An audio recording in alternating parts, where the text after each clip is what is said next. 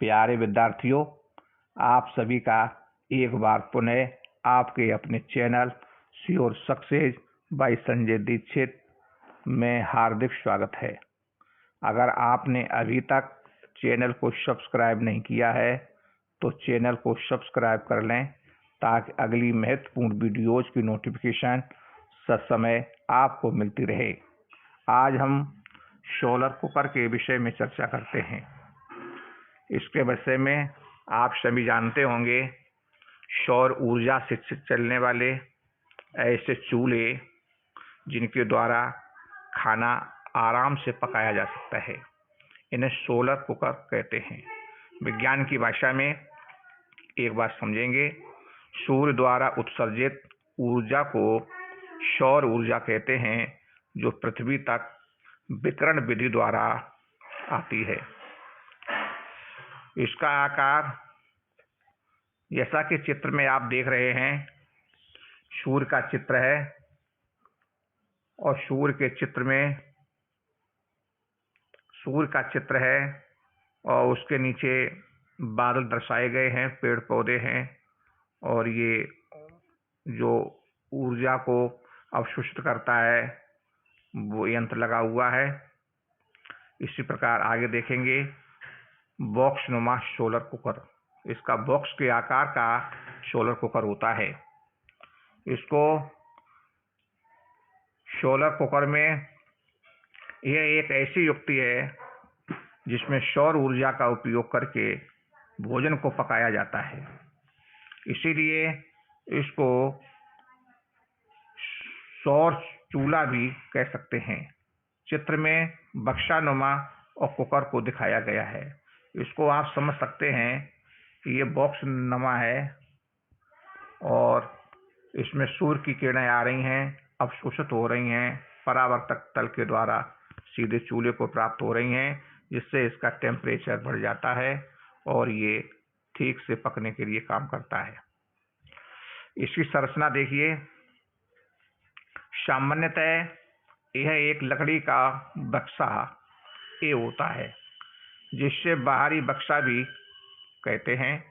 इस लकड़ी के बक्से के अंदर लोहे अथवा एल्यूमिनियम की चादर का बना एक और बक्सा होता है, इसे भीतरी बक्सा कहते हैं। भीतरी बक्से की अंदर की दीवारें तथा नीचे की सतह काली कर दी जाती है। भीतरी बक्से के अंदर काला काला रंग इसलिए किया जाता है जिससे कि सौर ऊर्जा को अधिक से अधिक मात्रा में अवशोषण कर सके तथा परावर्तन द्वारा ऊष्मा की कम से कम हानि हो। बाहरी बक्से के बीच कुछ खाली स्थान भी होता है, जिससे थर्माकोल अथवा कांच की हुई अथवा कोई भी ऊष्मा रोधी पदार्थ भर देते हैं, जिससे सौर कुकर की ऊष्मा बाहर नहीं जा सकती है। और सौर कुकर के बक्से के ऊपर एक लकड़ी के फ्रेम में मोटे कांच का एक ढक्कन जी लगाया होता है, जिसे आवश्यकता के अनुसार खुला या बंद किया जा सकता है। सौर कुकर के बक्से में एक समतल दर्पण एम भी लगा होता है, जो कि एक परावर्तक तल का कार्य करता है। इसकी कार्य विधि को समझिए। सर्वप्रथम पकाए जाने वाले भोजन को स्टील अथवा एल्यूमिनियम की एक बर्तन सी में डालकर, जिसकी बाहरी सतह काली पुती होती है, सोलर कुकर के अंदर रख देते हैं तथा ऊपर किसी के ढक्कन को भी बंद कर देते हैं। परावर्तक तल एम अर्थात समतल दर्पण को चित्र के अनुसार खड़ा करके सोलर कुकर को भोजन पकाने के लिए धूप में रख देते हैं। जो सूर्य के प्रकाश की किरणें परावर्तक तल पर एम पर गिरती हैं, जो परावर्तक तल उन्हें तीव्र प्रकाश किरण पुंज के रूप में सौर कुकर के ऊपर डालता है। सूर्य की किरणें कांच के ढक्कन से गुजरकर सौर कुकर के बक्से में प्रवेश कर जाती हैं तथा कुकर के अंदर की काली सतह दोबारा अवशोषित कर ली जाती है। क्योंकि सूर्य की किरणों का लगभग 1/3 भाग उसमें प्रभाव वाली अवरक्त किरणों का होता है, इसीलिए जब यह किरणें कुकर के बक्से में प्रवेश कर जाती हैं तो कांच ढक्कन जी उन्हें वापस बाहर नहीं आने देता है। इस प्रकार सूर्य की और अधिक अवरक्त किरणें धीरे धीरे करके बक्से में प्रवेश कर जाते हैं, जिनके कारण सौर कुकर के अंदर का ताप बढ़ता जाता है लगभग 2-3 घंटे में शोर कुकर के अंदर का ताप 100 डिग्री सेल्सियस तथा 140 डिग्री सेल्सियस के बीच में हो जाता है। यही ऊष्मा और कुकर के अंदर बर्तन में रखे भोजन को पका देती है। शोलर कुकर का उपयोग देखिए। बक्सानुमा और कुकर को उन खाद्य पदार्थों को पकाने के लिए प्रयुक्त करते हैं जिन्हें पकाने के लिए धीमी आंच की आवश्यकता होती है। इस कुकर को रोटियों को सेकने में प्रयुक्त नहीं करते हैं। शोलर कुकर के लाभ। इसके निम्नलिखित लाभ हैं। नंबर 1, शोलर कुकर से किसी प्रकार का धुआं या गंध नहीं निकलती है, अतः इसके प्रयोग से प्रदूषण नहीं होता है।